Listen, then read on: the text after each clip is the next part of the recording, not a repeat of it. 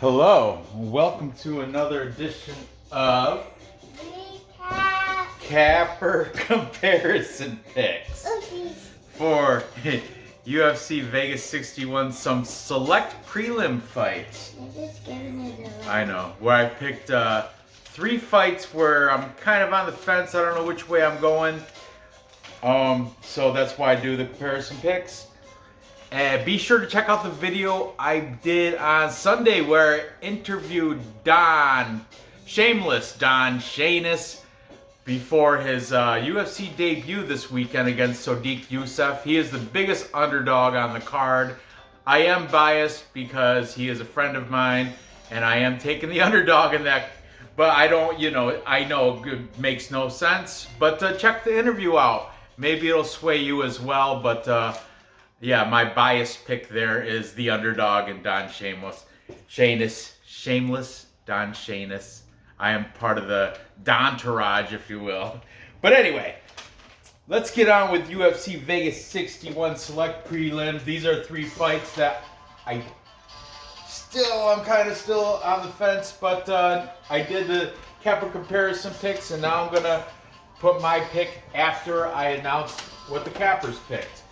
So, starting this show off, I'm going to go with the light heavyweight fight between Maxim Grishin, Maximus, taking on Monstro, Philipe Linds. Okay, Maxim Grishin does come in as the favorite, minus 180. He's got a record of 32 wins, 9 losses, and 2 draws as a professional fighter. Philipe Linds coming in with a record of 15-5 as a pro himself.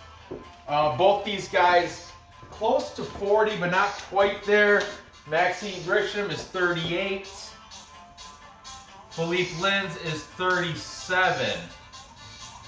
Interesting matchup. This card is full of fantastic matchups. Maxim Grishin will have a 1-inch height advantage. That's nothing at all. Philipe Linds, a 2-inch reach advantage. That's nothing at all. Nothing really worth, it's not like 6 inches or anything stupid. So take that for what you will. Let's talk about the favorite, Maximus. Maxim Grishin. Maxim Grishin's fighting out of the Ahmed Fight Club. On Instagram, he has been pictured with fighters. I mean, this was a few weeks back. It wasn't like he's been posting recently, but I want to say maybe a couple months back, he has pictures of him training with Nikita Krylov, Sergey Pavlovich, and Alexander Volkov.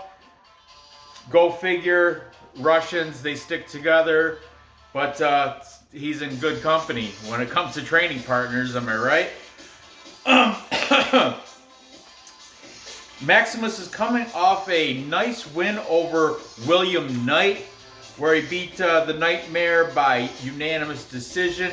Prior to that, though, he did take a loss to Dustin Jacoby, unanimous decision. Before that, he beat Gedzimurad Antigulov by TKO round 2. Like that victory there. And prior to that, he lost to Marcin Tybura in his UFC debut. However, he lasted the distance, and Tybura, he usually puts people out. Maxim Grishin in his UFC debut did stand against Tybura the whole fight, losing a unanimous decision. I think there's something to say in there if you can withstand the hammer fist and the ground and pound of Marcin Tybura. Look at Romanov. Marcin Tybura's last fight against Alexander Romanov. He couldn't last the unanimous decision. He couldn't last the decision. Just saying. I think that's a good loss. Not horrible to have on your record, especially as your UFC debut. Before that, he was in the PFL where he had a draw against Jordan Johnson, thus making him ineligible for the $1 million prize, which he didn't get. However, it was a majority decision draw, meaning it was tight. That means One judge scored it for him. One judge scored it for Johnson. The other judge scored it as a draw. What are you going to do? However, his opponent did win the $1 million from PFL. Philipe Linds. Philipe Linds comes in, coming off a win against Maxim by unanimous decision.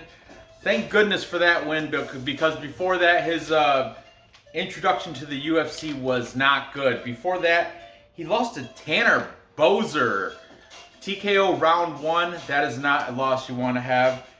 And prior to that, he lost his UFC debut to Andrei Arlovski by unanimous decision. But Arlovski's been piecing up, in the past most recent years, I would say past 3 or 4 years, Andrei Arlovski's just been outpointing, getting a decision over everybody, it seems like.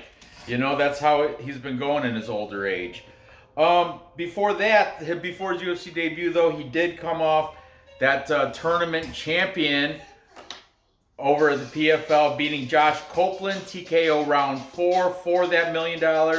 Before that, he beat Jared Rosholt, TKO round 2. So looking phenomenal over in the PFL. Comes to the UFC, not looking that great, but he is coming off most recently a win. So we got Philipe Linds. He's 3-2 in his last 5. Maxim Grishin, he's doing the whole win-loss thing, and he is 2-2 and 1 draw in his last 5. I think it should be a lot more interesting than it is, but let's see what the cappers have to say. If you've never seen my show, I use different handicappers. All of them are good, otherwise they wouldn't make it into my show. Their links will be in the description. I urge you guys to check these guys out. This is where I got their information from. Check them out, subscribe to them, support them. Some of these cappers are established. Some of them are still just making their way into the YouTube universe. So give these guys a little bit of support. Taking Maxim Grishin, the favorite, we've got Johnny K. Johnny K is saying by decision for Maxim Grishin. Then his buddy and mine, Cody from Blood Money MMA Bets, is also taking Grishin by decision. Johnny K and Cody, they do every single Wednesday, even on off week. They did one this past Wednesday. They do a live stream chat where they discuss the upcoming card, and it's a good time. They're very active with the people in the chat, more so than I am when I do my live stream, but hey, whatever, it is what it is.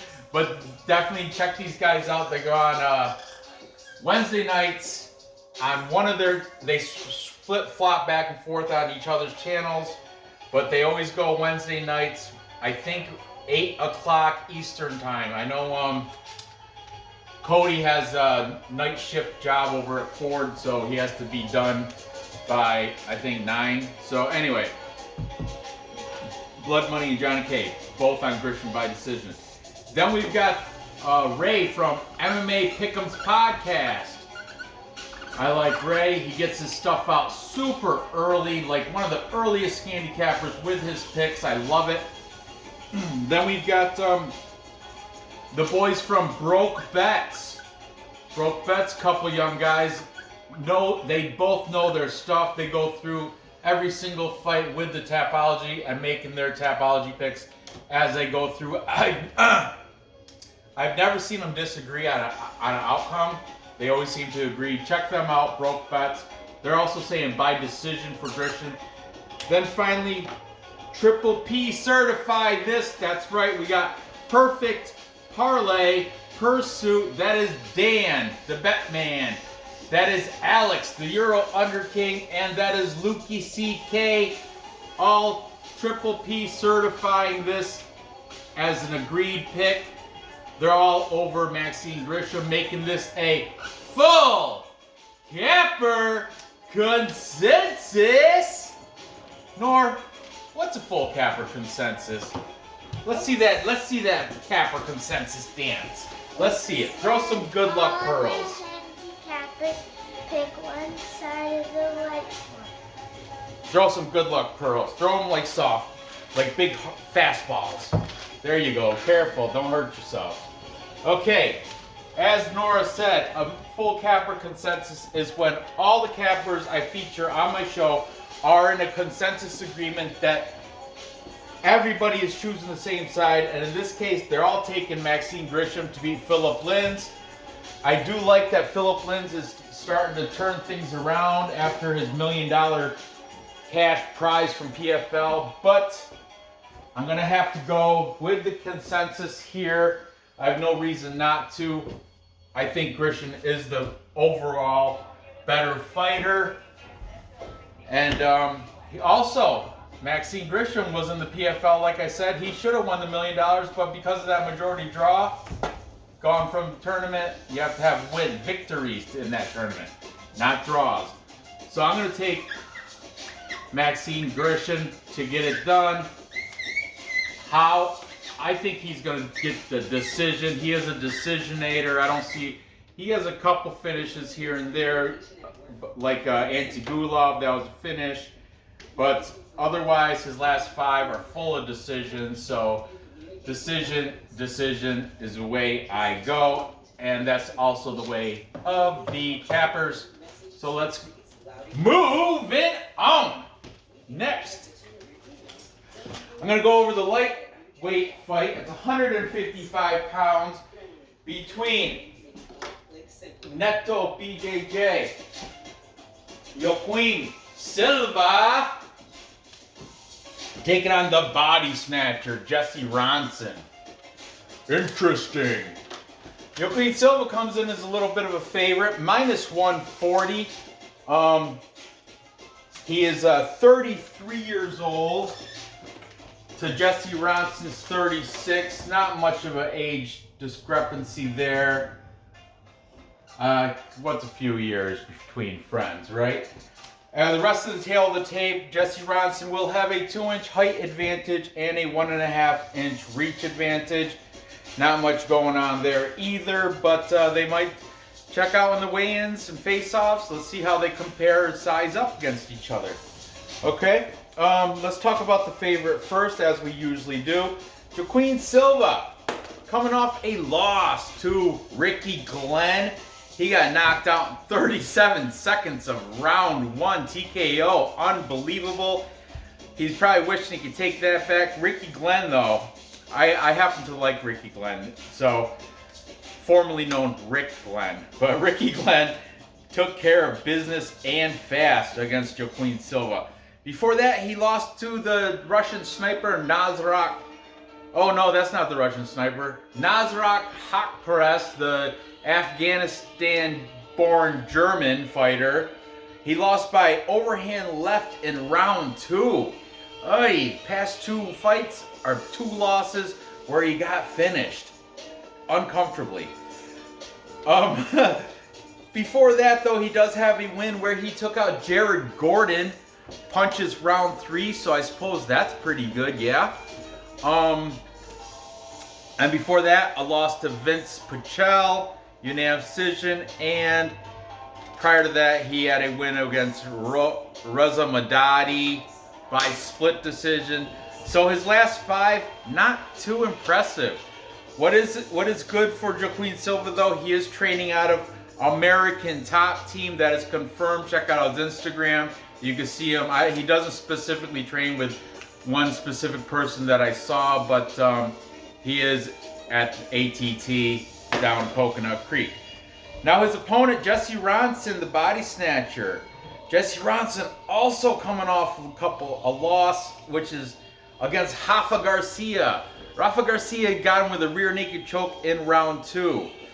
Before that, he has a nice win over Nicholas Dalby by rear naked choke in round 1, but that was overturned and turned to a no contest. Why? Was it because of marijuana? No, it was because of anabolic steroids, specifically metadienone.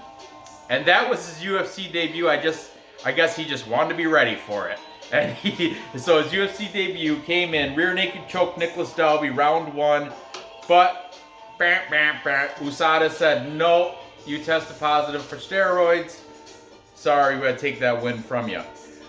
Before that, though, he was in BTC. That's a regional scene in Canada, where he beat Troy Lamson, rear naked choke, round 1. Troy Lamson's is pretty good. I have heard the name. I don't know if he's still in regional scenes, but I want to say he's progressed to maybe like a LFA, PFL, or Bellator. I know I've seen the name Troy Lamson somewhere. I don't know.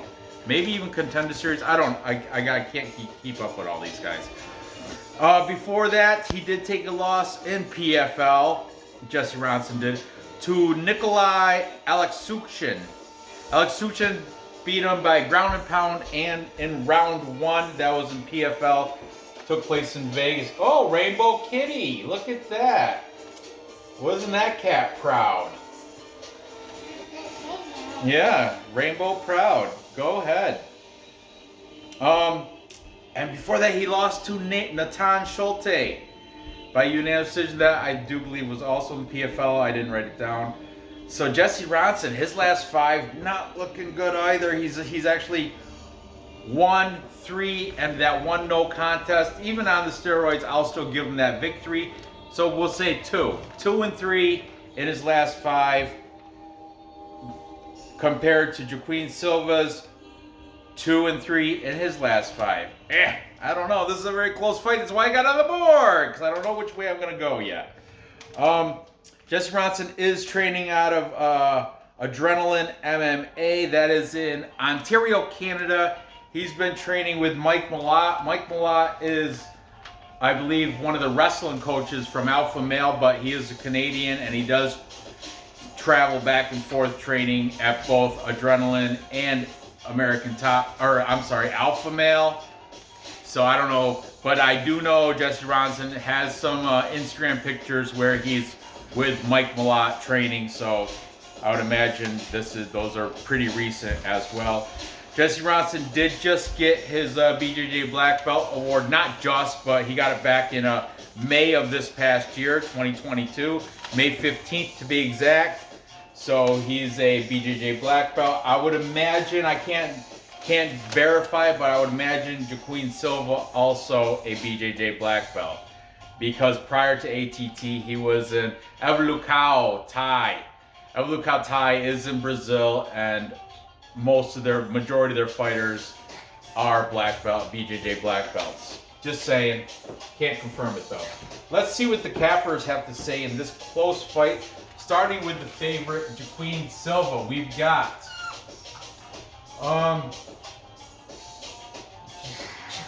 Ray from Pick'em's MMA podcast. He's saying Silva should get the knockout round 1. I like it, Ray. I like when you do method and round. That makes it plus money. Good on you there. Then we've got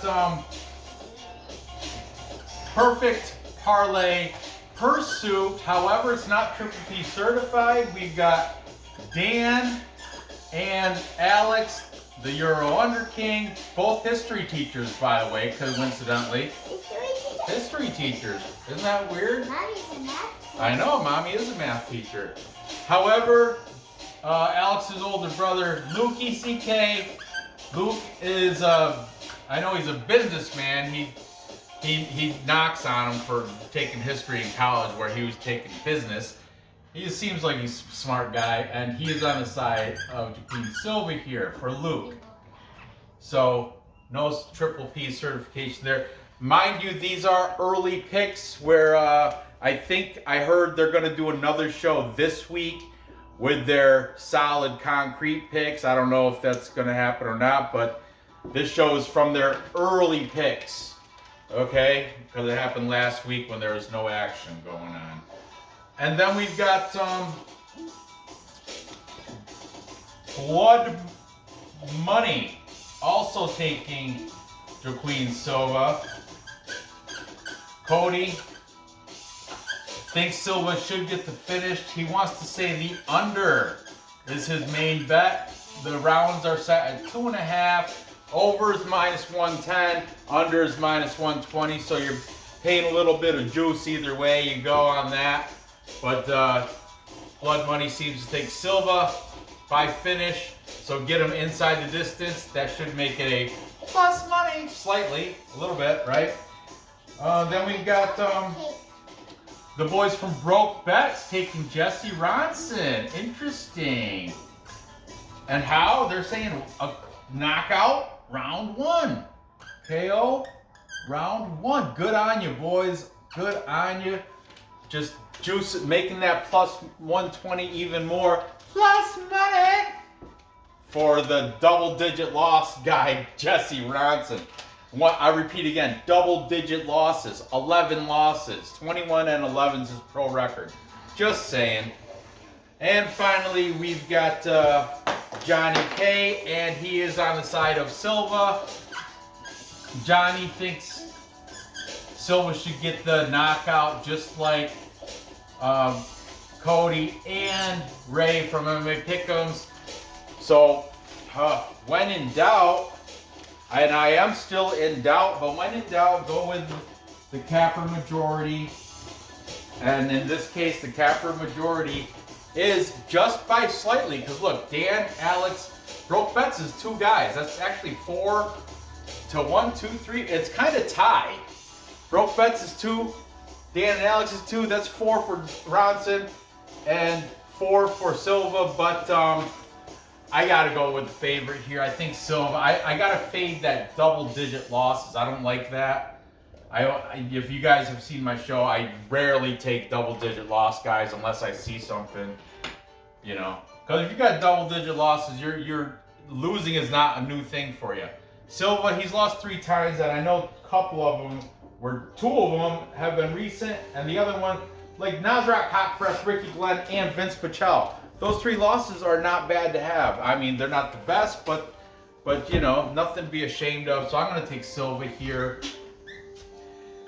to get it done, and I'm going to have to go by knockout. I'm going to have to say, I'm going to go with my cappers here and join them with the knockout party, taking Joaquim Silva.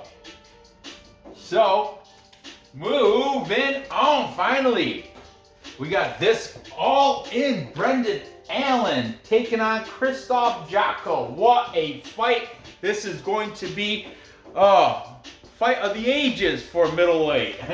Brendan Allen, though, man, that fight, his fight IQ is something you just don't want to have to rely on. That's why I'm doing this, because it was, man. It's kind of weird. I think Brendan Allen opened up as the favorite, like -120 around there. And Jotko was the underdog, but now money has switched.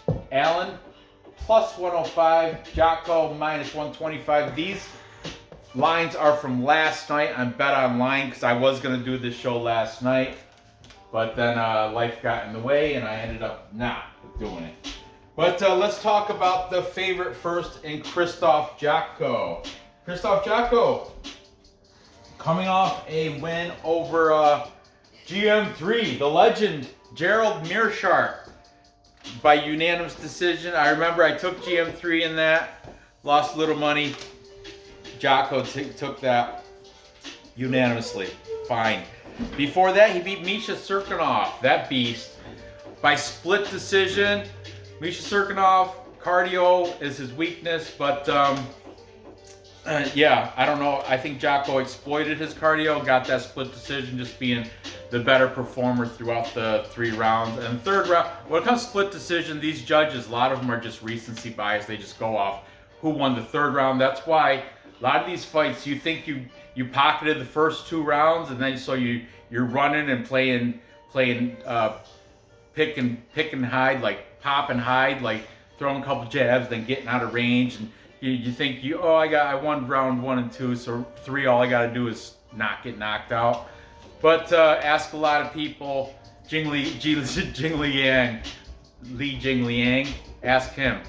That shit doesn't work. You gotta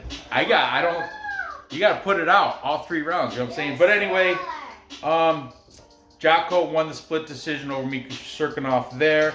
Before that, he lost the unanimous decision to Sean Strickland, which is, Sean Strickland's reputable, respectable loss there.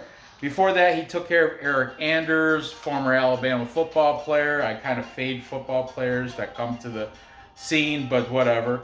And before that, he beat Power Bar Marc-Andre Barrio by split decision, but that's not aging that well because Barrio just took a loss. He got dominated. He got destroyed by Fluffy, right? Fluffy Hernandez. Anthony Hernandez, I think. I thought it was going to be a bunny. But Krzysztof Jotko, also training out of American Top Team. He's been spotted on Instagram with Thiago Alves and Johnny Eblin. Johnny Eblin is out of, PFL? LFA? PFL, I think? Or Bellator? So, he's out of one of those other promotions, but he's like I want to say Bellator. I think he's a champ. Johnny Eblin. Yeah, Johnny Eblin. But anyway, that's Krzysztof Jotko. He was out of Planet Eater in Germany, but now switched gyms to Coconut Creek ATT. Good for him. Brendan Allen. Brendan Allen's coming off some decent wins. Most recently against Jacob Malkoon, the Australian there. He beat him by unanimous decision. That was a good win there. Before that, he rear naked choked smiling Sam Alvey. But Sam Alvey, I love Sam Alvey, but I think he hasn't beat anybody in like 8 years or something. He went on like a 8-fight losing streak until I think his last fight he finally retired. Brendan Allen got a rear naked choke round 2. Before that, he lost to Chris Curtis. Punches and knees in round 2. That's where I think Brendan Allen showed his poor fight IQ. He should have took it to the mat and did a little bit of BJJ. Cause he's been practicing Brazilian Jiu-Jitsu since early teens, like 14 years old. He's definitely a decorated black belt, Brendan Allen is. But that fight, he fell in love with the hands and wanted to stand and bang with Chris Curtis. And look what happened. Chris Curtis took care of him. Punches and knees in round 2. Before that, he did his stand-up stood and beat Punahele Soriano. He beat him by unanimous decision. Didn't take him out, but did beat him. And before that, he beat Carl Roberson by heel hook round 1. That's where his BJJ did show through, getting that heel hook. Very good for Brendan Allen, all in right there. Brendan Allen, 1-inch height, if I didn't mention, height advantage. Krzysztof Jotko, 2-inch reach advantage, so tail of the tape, nothing there, but see how they look in the face-offs. Don't judge Brendan Allen by his stupid haircut, the top knot. I don't know what he's doing there. I don't know, he's trying to go for that Shogun look or whatever, but I'm not feeling it, not feeling it. Krzysztof Jotko, he's a decisionator. I don't know. It's just, this is good. This is a tough fight for me to pick out the winner. Brendan Allen is training at Kill Cliff, one of my formerly known as Sanford MMA. Brendan Allen's still sporting Sanford MMA gear, but they have changed their name. Now they're called Kill Cliff FC. So I put that in amongst top 5 favorite gyms is Kill Cliff. So I like that. But Krzysztof Jotko, also a top 5 favorite gym, American Top Team. So man, this is a interstate rival gyms. They're both in Florida and they both like to rival each other. This is going to be a pretty interesting fight here. So let's see what the cappers have to say, starting with the favorite in Krzysztof Jotko. We've got broke bets. Those boys are saying Jotko should get the decision here. Like I said, they don't ever... I have yet to see them not agree on their picks. If they do disagree, they end up coming to one decision. That's what I've seen so far. Broke bets, decision. Then Johnny K also saying decision for the decisionator in Krzysztof Jotko. Keep it going, blood money. Cody also saying decision for Krzysztof Jotko. Interesting. We got Ray from MMA Pick'ems Podcast. Surprise, surprise, he's saying by decision for Jotko. You see how this is going. And finally, perfect parlay pursuit. However, it's just one of the boys. It's Dan, the bet man, little doggy, taking Jotko, whereas in big letters, since they're the contrarian pickers. Perfect parlay pursuit. The brothers Alex and Lukey, CK, both taking all in Brendan Allen. And man, I should use my head and go with Krzysztof Jotko because he's the favorite and everybody's taking him by decision. But something's telling me, something in my gut is telling me, despite his stupid haircut, take all in Brendan Allen here. I don't know what it is. I don't know why.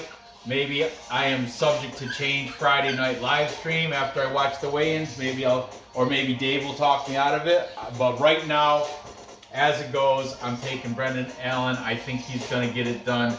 I think he's going to get it done by submission, to be honest with you. Hopefully that's where he'll take this fight, is onto the ground and get a sub. I don't know if I'm going to prop bet that, but that's my pick on Tapology. So to recap,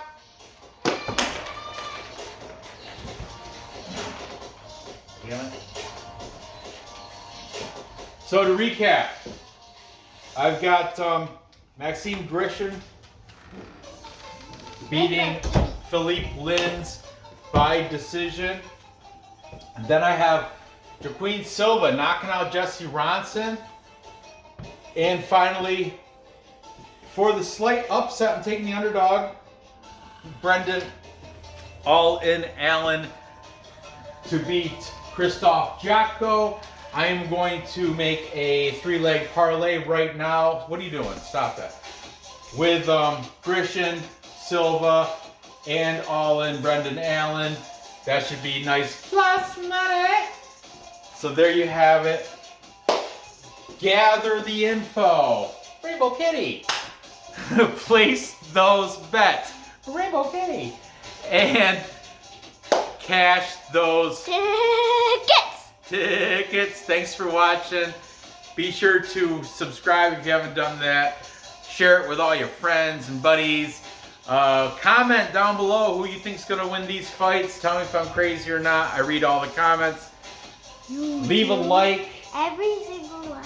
I do. I read all of them. I only get a handful, so it's not like they're hard. Good luck on your bets, and I'll see you guys later this week when I cover 3 select main card fights from this fight card. Thanks for watching. Good luck on your bets, and I'll see you later. Bye. Rainbow Kitty.